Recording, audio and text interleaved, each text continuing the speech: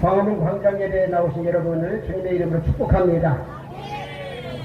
오늘 우리는 대한민국의 중심이라 할 수 있는 이 광화문 광장에 모였습니다.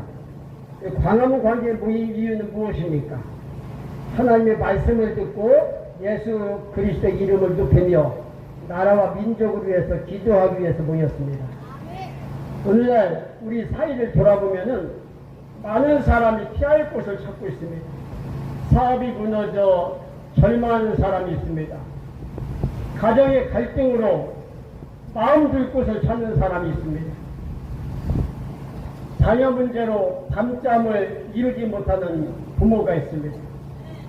취업과 진로 문제로 앞길이 막막한 청년들이 있습니다. 질병과 경제적인 어려움으로 숨이 막히는 사람들이 있습니다. 잘못된 선택으로 후회와 죄책감 속에서 살아가는 사람들도 있습니다. 또한 우리 사이에는 억울한 사람도 많습니다. 아무도 자기 이야기를 들어주지 않는다고 생각하는 사람이 있습니다. 사람들의 성급한 판단과 비난 때문에 고개를 들지 못하는 사람이 있습니다. 인터넷과 사회 관계망을 통해서 사실이 확인되기도 전에 정죄받고 인격이 무너지고 삶의 터전을 잃어버리는 사람도 있습니다. 그들은 마음속으로 묻습니다. 내가 어디로 가야 살 수 있을까? 누가 내 이야기를 들어줄까? 나를 정죄하지 않고 받아줄 곳이 있을까? 내게도 다시 시작할 기회가 있을까? 오늘 민수기 35장은 피할 곳이 필요한 사람들을 위해서 하나님께서 마련하신 특별한 성읍을 보여줍니다. 그곳이 바로 복비성입니다. 하나님께서는 이스라엘 백성들이 가나안 땅에 들어가 살게 될 때에 6개의 복비성을 세우라고 명령하셨습니다. 복비성은 생명을 지키는 곳이었습니다. 복비성은 억울한 죽음을 막는 곳이었습니다. 복비성은 진실이 밝혀질 때까지 기다려주는 곳이었습니다. 복비성은 이스라엘 사람뿐만 아니라 외국인에게도 열려있는 곳이었습니다. 오늘 우리는 이 말씀을 통하여 하나님께서 원하시는 교회와 나라의 모습을 발견해야 합니다. 교회는 길 잃은 영혼을 인도하는 등대가 되어야 합니다. 상처 입은 영혼을 치료한 병원이 되어야 합니다. 죄인이 회개하고 새롭게 되는 은혜의 장소가 되어야 합니다.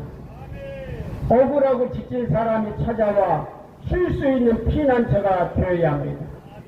그리고 우리 대한민국도 생명을 존중하고 억울함을 풀어주며 약자를 보호하고 진실과 공의를 세우는 나라가 되어야 합니다. 이 광화문 광장에 나와 예배하며 기도하는 우리들을 통하여서 이 땅의 교회가 다시 복비성의 사명을 회복하고 대한민국이 하나님의 공의와 사랑 위에 굳게 서게 되기를 주님의 이름으로 축원합니다. 복비성은 생명을 먼저 살리는 곳입니다. 하나님께서는 레민들에게 48개의 성읍을 주도록 하셨고 그 가운데 6개의 성읍을 복비성으로 지정하셨습니다. 당시 이스라엘 사이에는 가족이나 가까운 친족이 죽임을 당했을 때에 친족 가운데 한 사람이 죽은 사람의 원수를 갚는 관습이 있었습니다. 성경은 그를 피를 보복하는 자라고 부릅니다. 그런데 사람이 죽었다고 해서 모든 사건이 고의적인 살인은 아니었습니다. 원한을 품고 계획적으로 사람을 죽인 경우도 있었지만은 아무런 악의 없이 사고로 사람을 죽게 한 경우도 있었습니다. 신명기 19장에는 함께 나무를 하다가 도끼날이 자루에서 빠져서 옆 사람을 쳐 죽게 한 경우가 나옵니다. 이 사람은 상대방은 미워하지도 않았고 죽이려는 의도도 없었습니다. 그러나 사고로 한 생명이 죽게 되었습니다. 이때 죽은 사람의 가족이 분노하여서 사실관계를 확인하기도 전에 복수한다면은 고의가 없었던 사람까지 억울하게 죽임을 당할 수 있었습니다. 그래서 하나님께서는 먼저 도피성으로 피하게 하셨습니다. 도피성에 들어온 사람은 즉시 죽임을 당하지 않았습니다. 사건의 내용을 살피고 증인의 말을 듣고 회중이 판단할 때까지 생명을 보호받았습니다. 민수기 35장 24절과 25절에 이렇게 말씀합니다.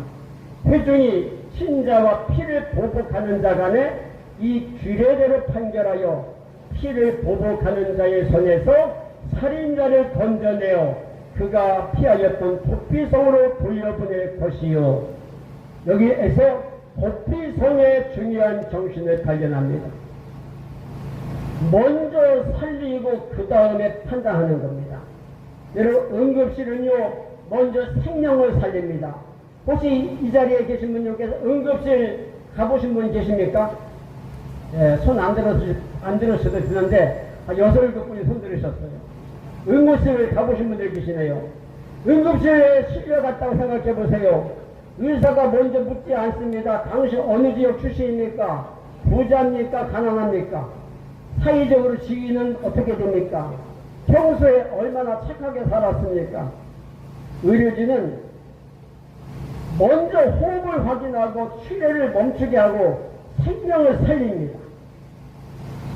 사고의 원인과 책임은 그 다음에 밝히는 겁니다. 사람이 죽어가는데 책임부터 묻지 않습니다. 도피성이 바로 그런 곳이었습니다.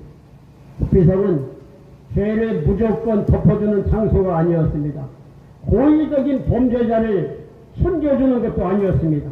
그러나 진실이 밝혀지기도 전에 분노와 보복으로 또 하나의 생명이 희생되는 것을 막는 곳이었습니다.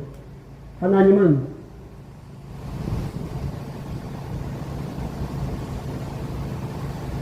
죄를 가볍게 여기지 않으십니다. 그러나 하나님 억울한 생명이 성급한 판단과 보복 때문에 죽임당하는 것도 원하지 않으십니다. 그러므로 도피성의 정신은 이것입니다. 생명은 소중합니다. 진실은 신중하게 밝혀야 합니다. 판단은 공정해야 합니다. 도피성은 감정에 의한 보복보다도 공의로운 판단을 우선하게 하는 하나님의 제도였습니다. 대한민국은 생명을 존중하는 나라가 되어야 합니다. 오늘 우리 사이에는 성과를 위해서 사람을 희생시키고 이익을 위해서 안전을 무시하며 경쟁에서 뒤처지는 사람을 실패자로 낙인찍습니다. 어떤 사람은 직장에서 밀려나고 어떤 사람은 사업에 실패하고 어떤 청년은 취업의 문 앞에서 계속 좌절합니다. 사람들은 말합니다. 네가 부족해서 그런 것이다. 네가 알아서 견뎌야 한다. 다른 사람들도 다 힘들다. 그러나 한 영혼이 무너질 때 하나님 그 아픔을 유명하지 않으십니다. 예수님께서는 한 생명이 천하보다도 온 천하보다도 귀하다고 말씀하셨습니다. 한 사람은 하나님의 형상대로 지음받은 소중한 생명입니다. 태어나지 않는 생명도 소중합니다. 어린이와 청소년의 생명도 소중합니다. 청년들의 생명도 소중합니다. 노인과 장애인의 생명도 소중합니다. 가난한 사람과 외국인의 생명도 소중합니다. 병들고 힘없는 사람의 생명도 소중합니다. 대한민국이 생명을 지키는 나라가 되기를 바랍니다. 경제적인 형편 때문에 생명을 포기하는 사람들이 없고 외로움 때문에 삶을 내려놓는 사람이 없고 실패했다는 이유로 희망을 잃는 사람이 없어야 합니다. 우리가 먼저 그 생명을 붙잡아야 됩니다. 당신은 혼자가 아닙니다. 한번 따라해보세요. 당신은 혼자가 아닙니다. 하나님께서 당신을 사랑하십니다. 다시 시작할 수 있습니다. 우리 함께 기도하겠습니다. 이 말을 들려주는 광화문 광장 예배자들이 되시길 바랍니다.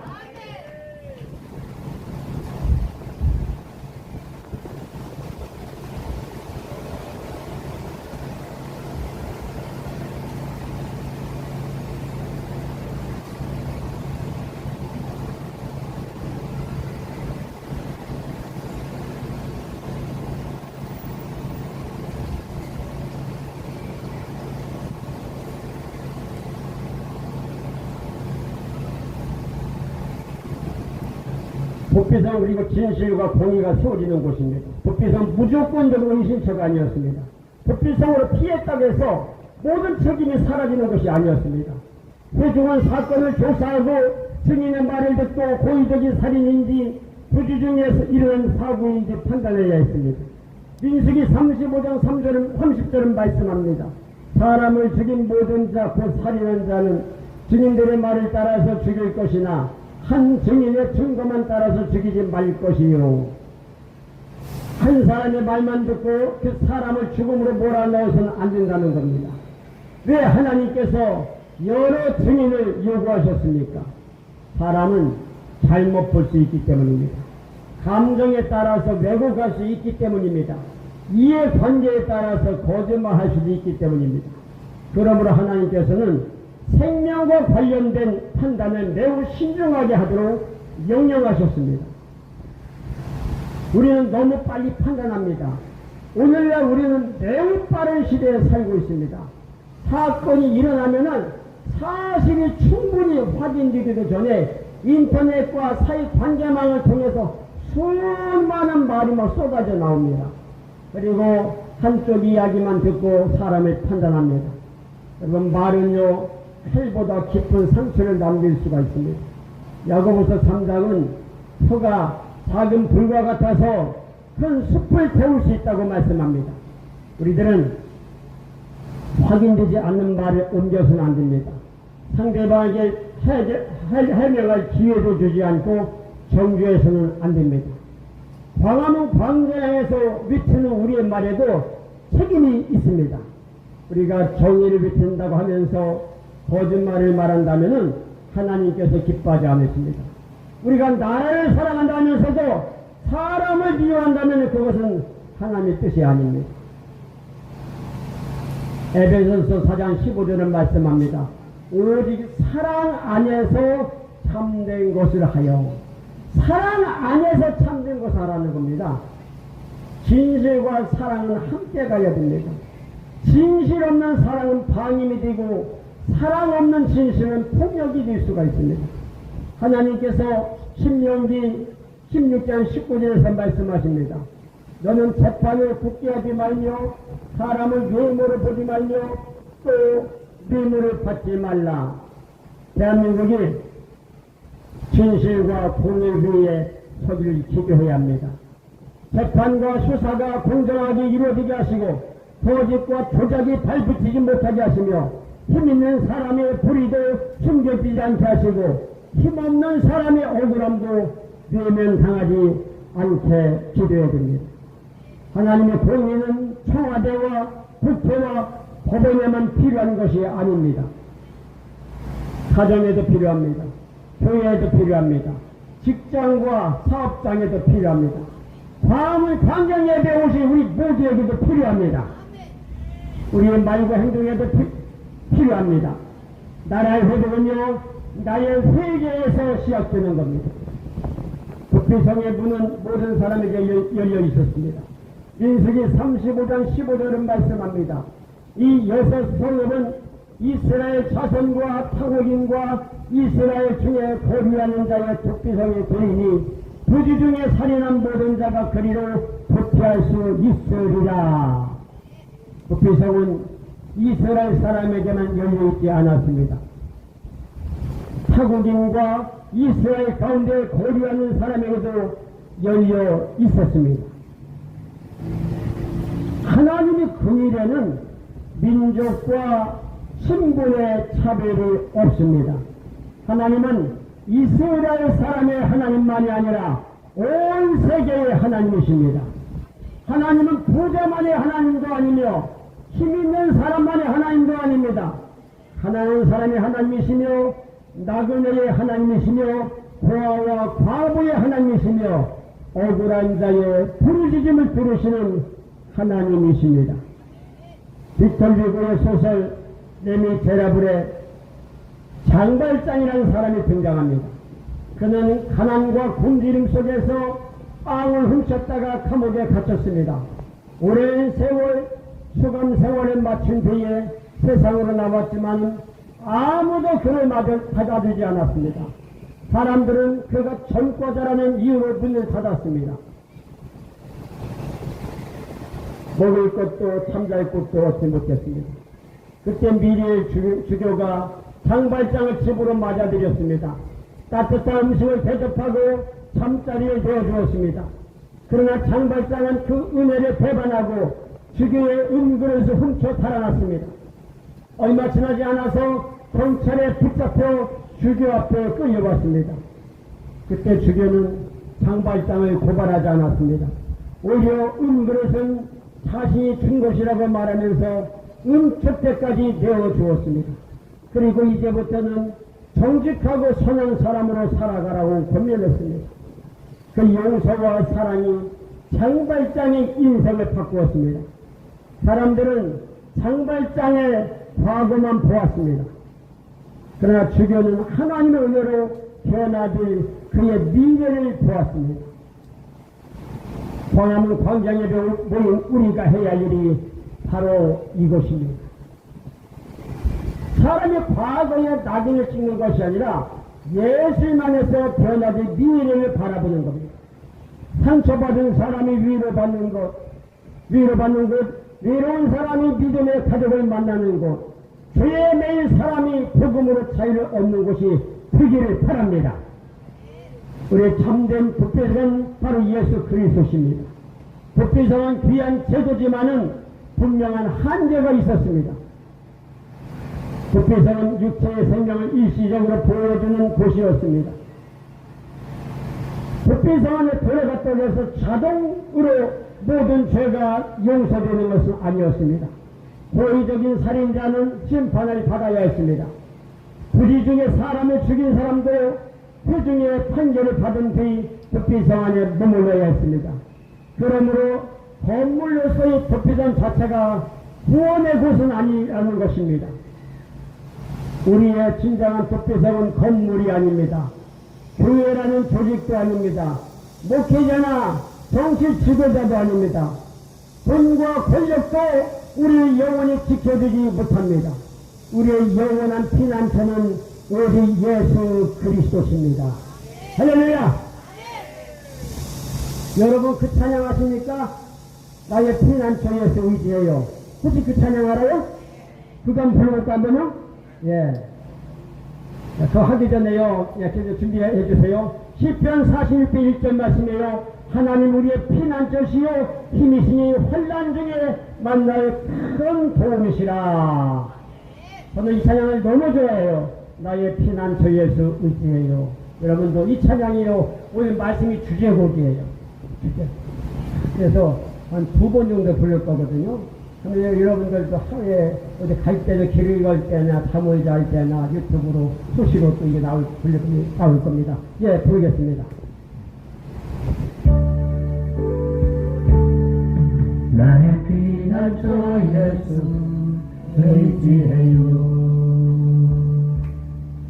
나의 피난처 예수 의지해요. 나의 가는 길에 곳을 바람 몰아쳐와도 나의 피난처 예수 의지해요. 나는 영원히 주님 사랑해요. 나는 영원히 주님 사랑해요. 세상 어떤 것 나의 사랑 끊을 수 없네. 나는 영원히 주님 사랑해요. 아바 아버지, 아버지 나를 사랑하시니 나의 모든 것 주께 드려요. 아버지 내가 여기 있으니 주님 영광 위하여 서주세요. 나의 피난처 예수 의지해요. 나의 피난처 예수 의지해요.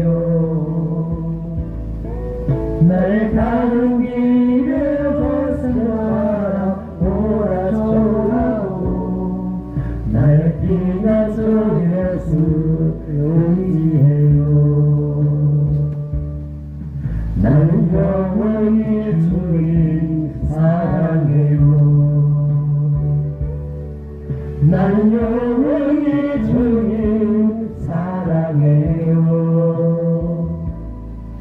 세상 어떤 것도 나의 사랑 끊을 수 없네. 나는 영원히 주님 사랑해요. 아버지 나를 사랑하시니 나의 모든 것 주에 드려요. 아버지 내가 여기 있으니 주님 영광 위하여 써주세요. 아버지 나를 사랑하시니 나의 모든 것 주께 드려요.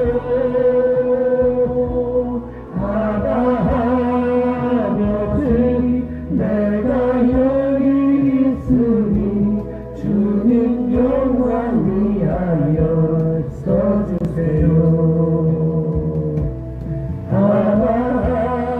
아버지 나를 사랑하시니 나의 모든 것 주께 드려요. 아버지 내가 여기 있으니 주님 영광 위하여 써주세요. 주님 영광 위하여 써주세요. 주님 교회 위하여 써주세요. 할렐루야. 아빠는 아빠라는 뜻이에요. 알아보니 아빠 아버지. 아바 아버지라 부르짖느니라. 요즘 개정개혁에는 아빠 아버지라 부르짖느니라 이렇게 나오잖아요. 아빠 얼마나 좋습니까? 여러분들 잠을 잘 때도 이 찬양이 생각날 겁니다. 늘 부르는 찬양이지만은 오늘 말씀 듣고 돌아갔을 때 또 집에서나 또한 뭐 식사 준비할 때 잠을 잘 때도 아바 아버지 나를 사랑하시니 이 찬양이 계속 입에서 계속 나올 거예요. 아바 아버지 아바 아버지 아빠 아버지 너무 좋잖아요. 나의 피난처 예수 의지해요. 10편 46편 1절에 말씀하죠. 하나님 우리의 피난처시여 흠이시니 환난 중에 만나요 큰 도움이시라. 우리는 죄와 죽음의 심판을 피해서 예수 그리스도로 달려가야 합니다. 독비성을 아는 것만으로는 살 수가 없습니다. 독비성이 이 땅의 사실을 알고 있는 것만으로는 충분하지 않습니다. 독비성이 어느 곳에 있는지 알고 있어도 실제로 그곳까지 달려가지 않으면 보호받을 수가 없었습니다. 집안에 앉아서 독비성이 있으니 괜찮다고 생각해서는 살 수가 없었습니다. 피를 보복하는 자가 가까이 오기 전에 지체하지 말고 독비성으로 달려가야 했습니다. 마찬가지입니다. 예수님에 관하여서 아는 것과 예수님께 피하는 것은 다릅니다. 예수님이 하나님의 아들이라는 사실을 머리로 아는 것만으로는 충분하지 않습니다. 예수를 나의 구주로 나의 주님으로 영접해야 합니다. 나는 교회에도 오래 다녔습니다. 나는 세례를 받았습니다. 나는 부모님 때부터 신앙생활을 했습니다. 나는 교회 창동을 한 권사고 집사입니다. 이런 직분과 경력은 귀합니다. 그러나 직분이 우리를 구원하지 않습니다. 오직 예수 그리스도의 십자가와 부활의 믿음으로 구원을 얻습니다. 내 죄를 인정해야 합니다. 예수님의 십자가를 붙들어야 합니다. 예수님을 나의 구주로 고백하여야 됩니다. 독비성비선 예수 그리스도 안으로 들어가야 합니다. 민수기 35장 28절은 말씀합니다. 이는 살인자가 대제사장이 죽기까지 그 독비성에 머무르야 할 것입니다. 대제사장이 죽은 후에는 그 살인자가 자기 성의 땅으로 돌아갈 수 있느니라. 신약의 빛 아래에서 이 말씀을 읽을 때에 우리는 우리의 영원한 대제사장이신 예수 그리스도를 바라보게 됩니다. 히브리서 4장 14절에 말씀합니다. 그러므로 우리에게 큰 대제사장이 계시니 승천하신 이 곧 하나님의 아들 예수시라. 구약의 대제사장은 수명이 다하면 죽었습니다. 그러나 예수는 우리 죄를 감당하기 위해서 스스로 십자가에서 죽으셨고 사흘 만에 죽음을 이기시고 부활하셨습니다. 예수는 십자가에서 우리의 죄값을 감당하셨습니다. 우리가 받아야 할 심판을 예수님이 받으셨습니다. 우리가 흘려야 할 피를 예수님이 흘리셨습니다. 우리가 죽을 자리에서 예수님이 죽으셨습니다. 그리고 부활하셔서 지금도 하나님 우편에서 우리를 위해서 간구하고 계십니다. 히브리서 7장 25절에 말씀합니다. 그러므로 자기를 힘으로 하나님께 나아가는 자들을 온전히 구원할 수 있으니 이는 그가 항상 살아계셔서 그들을 위하여 간구하시니라. 그러므로 예수님께 피하는 사람은 결코 버림받지 않습니다. 로마서 8장 1절에 선언합니다. 그러므로 이제 그리스도 예수 안에 있는 자에게는 결코 정죄함이 없나니. 예수님의 십자가 곁에 강도가 달려 있었습니다. 그런데 그는 자신의 죄로 인해서 사형 선고를 받은 사람이었습니다. 인생의 마지막 순간까지 아무런 공로도 세울 수가 없었습니다. 그에게는 새로운 소명을 시작할 시간도 없었습니다. 다른 사람에게 자신의 잘못을 돌려상할 시간도 없었습니다. 그가 할 수 있는 일은 오직 예수님께 자신을 맡기는 것이었습니다. 그는 입을 열어서 말했습니다. 예수여, 당신 나라에 임하실 때에 나를 기억하소서. 예수님은 그에게 말씀하셨습니다. 오늘 네가 나와 함께 낙원에 있으리라. 그 강도에게 예수님이 말씀하시는 겁니다. 십자가의 예수님은 이 강도의 마지막 도피성이었던 겁니다. 세상에서는 이미 사형 선고를 받은 사람이었지만 예수님께 피했을 때에 영원한 생명을 얻게 된 겁니다. 사랑하는 여러분, 어떤 죄를 지었든지 예수님께 피하십시오. 어떤 실패를 경험했든지 예수님께 피하십시오. 어떤 상처를 품고 있든지 예수님께 피하십시오. 앞길이 보이지 않고 마음이 무너질 때 예수님께 피하십시오. 세상이 여러분을 버렸다고 느껴질 때에도 예수님께 피하십시오. 예수님은 상한 갈대를 꺾지 않으십니다. 어져가는 심지도 끄지 않으십니다. 주님께 나오는 자는 결코 내쫓지 않으십니다. 다윗이 사울을 피해서 아둘람 굴에 숨어 있을 때에 산란당한 자들, 빚진 자들, 마음이 원통한 자들이 다윗에게로 모여들었습니다. 세상 사람들이 보기에는 실패한 사람들, 문제 있는 사람들, 소망이 없어 보이는 사람들이었습니다. 그러나 그들이 다윗과 함께 하면서 훈련받고 새로워졌을 때에 훗날 다윗 왕국에 충성스러운 용사들이 필요했습니다. 사람을 현재의 모습만 보고 판단해서는 안 됩니다. 오늘 상처 입은 사람이 내일 위대한 일꾼이 될 수가 있습니다. 오늘 넘어지는 사람이 내일 다른 사람을 일으키는 사람이 될 수가 있는 겁니다. 오늘 눈물로 예배드리는 사람이 내일 복음의 증인이 될 수가 있습니다.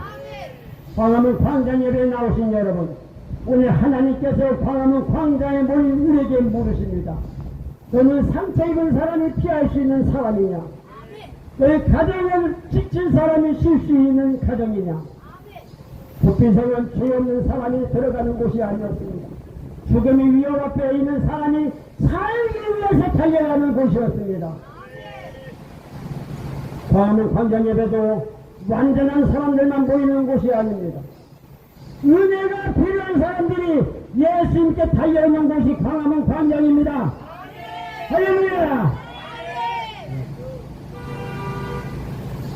제가 오늘 광화문 광장 예배 간다고 이동장님한테 지난달에 제가 날짜 이날을 정하니까 장로님이 그렇게 말씀하셨어요. 7월달 중에 7, 8월 가장 더운 날 어떻게 목사님 오시냐고 그렇게 말씀하셨어요. 꼭 기억합니다. 저는 가장 더운 날 오는 거예요. 가장 더운 날. 가장 더운 날. 사실 가장 더운 날가요. 그냥 마음은 그냥 얼음을 갖다 해가지고 냉수를 완전히 해가지고 한 그냥 통을 갖다 들고 올라가다가 못 들고 왔어요. 여기 오기 바빠가지고. 마음은 지금 얘기하는 것은요. 처음에 그래 하겠다는 겁니다. 그리고 완전 사람들이 모인 곳이 아니에요. 다 환란당한 자, 빚진 자, 마음이 원통한 자, 한가닥 하는 사람들이 모여 있는 거예요, 다요. 그런데 그래서 은혜가 필요한 사람들이 모인 곳입니다. 은혜가 필요합니다. 피난처가 필요합니다. 피난처 대신 주님이 필요합니다. 그래서 이곳에 온 거예요. 광화문 광장예배 나오신 여러분, 우리 모두에게는 예수 그리스도가 필요합니다. 교회가 우리를 구원하는 곳이 아니에요. 목회자가 우리를 구원하는 것이 아닙니다. 정치 지도자가 우리를 구원하는 것도 아닙니다. 돈과 권력이 우리의 영원히 지켜주지 못합니다. 오직 예수 그리스도만이 우리를 구원하십니다. 오늘 삶에 힘들고 마음이 무거운 분이 계십니까? 예수님께 피하시기 바랍니다. 피서락에서 더위를 피한다는 게 피서 아닙니까? 피서 갈 때 10시간, 돌아올 때 10시간, 지쳐가지고 얼마나 힘듭니까? 그죠? 그렇죠? 사실 죄송하지만 우리 아들이요, 지금 동포해수욕장에 지금 해안 근무, 해병대와 함께 근무하고 있어요. 아침부터 저녁 때까지. 해안 정비를 하고 있습니다. 정비라기보다는 그 안전요원으로 물에 빠진 사람을 건져놓은 거예요. 저는요, 얼마나 마음이 그래요. 50일 동안. 아침마다 일어나서 동해 경포에서 1.5km를 바다 수영을 하고 완전히 그 자리에서 또 아침부터 저녁 6시까지 근무하는 겁니다. 경포에 식당 가면 제 아들을 만날 수 있거든요. 그런데 제가 그래서 식당 차원에서 한번 간다고 그랬어요. 8월 2일 날에 간다고 그랬어요. 아들아, 아빠가 가는데 시간은 많지 않을 것 같다. 제 생각에는요, 딱 가자마자 아들한테 아들 수고한다 하고 하나님 아버지 우리 아들 건강하게 지켜주옵소서 예수님을 기도합니다. 아멘 하고 바로 올라고 딱 20초만 생각했어요. 실제 아직 안 갔거든요. 그때 아직 문자 보냈어요. 아빠 간다니까요. 아빠 파라솔하고 친구는 제가 무료로 빌려드릴 수 있어요. 전 너무 감동받아가지고 카톡에도 왔어요. 난 파라솔하고 뭐 찢기고 튀우고 생각도 못했어요. 바다 들어가본 지가 오래됐거든요. 그런데 그래서 제가 그랬어요. 이건 특혜인데 그랬죠. 그랬더니 소소한 거지요. 그랬어요.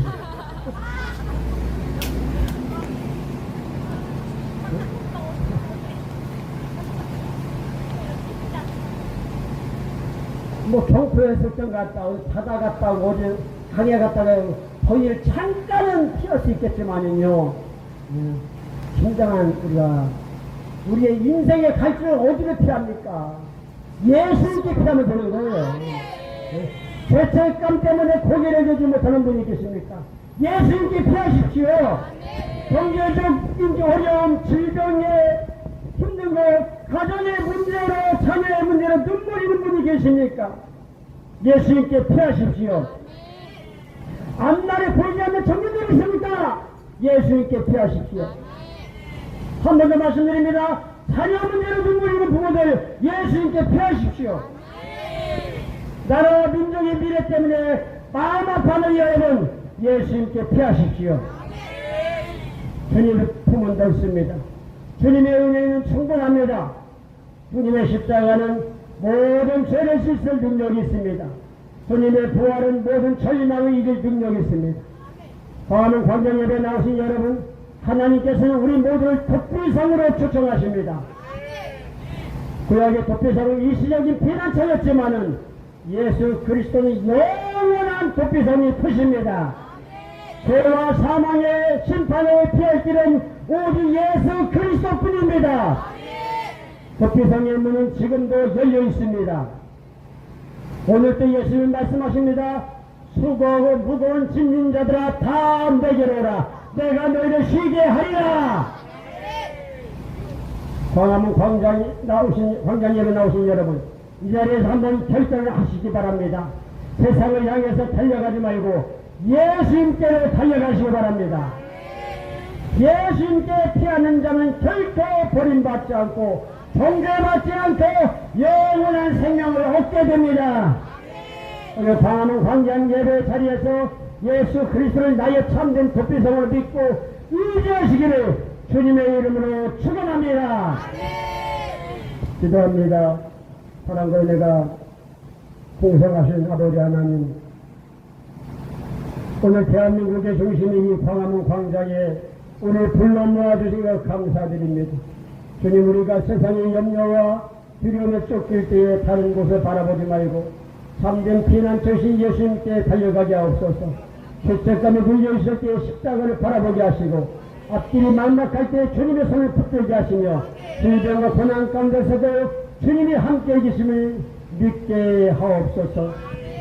대한민국을 국민에게 주옵소서. 대통령과 정부와 국회와 사법부와 모든 공직자들에게 하나님을 두려워하는 마음과 지혜를 주시며 자신의 이익이 아니라 국민의 생명과 안전을 먼저 생각하게 하여 주옵소서. 조직과 조작과 부정 부패가 사라지게 하시고 법과 원칙이 공정하게 세워지며 힘없는 사람이 억울한 눈물이 위면당하지 않게 하옵소서. 이념과 지역과 세대와 기층으로 갈라진 국민의 마음을 하나되게 하시며 서로 미워하는 일을 그치고 대화와 용서와 화해의 길로 나아가게 하옵소서. 경제적인 어려움에 전 가정을 붙들어 주시고 일자리를 찾는 청년들에게 길을 열어주시며 질병으로 헛돈받는 이들에게 치료와 회복의 은혜를 베풀어 주옵소서. 가정이 무너지지 않게 하시고 부모와 자녀가 믿음 안에서 하나 되게 하시며 다음 세대가 세상에 같이 휩쓸리지 않고 하나님 말씀 위에 굳게 서게 하옵소서. 북한 땅의 동포들을 기억하여 주옵소서. 굶주림과 억압 가운데 있는 이들을 불쌍히 여기시고 복음의 문을 열어주시며 전쟁이 아닌 평화의 방법으로 좌우 이웃과 평화의 통일을 이루어 주옵소서. 광화문 광장 예배를 위하여 수고하신 이동욱 장로님과 모든 예배자들 위해 그 신의 은혜를 베풀어 주옵소서. 우리의 도피성이 되시는 우리 주 예수 그리스도 이름으로 기도하옵나이다. 아멘.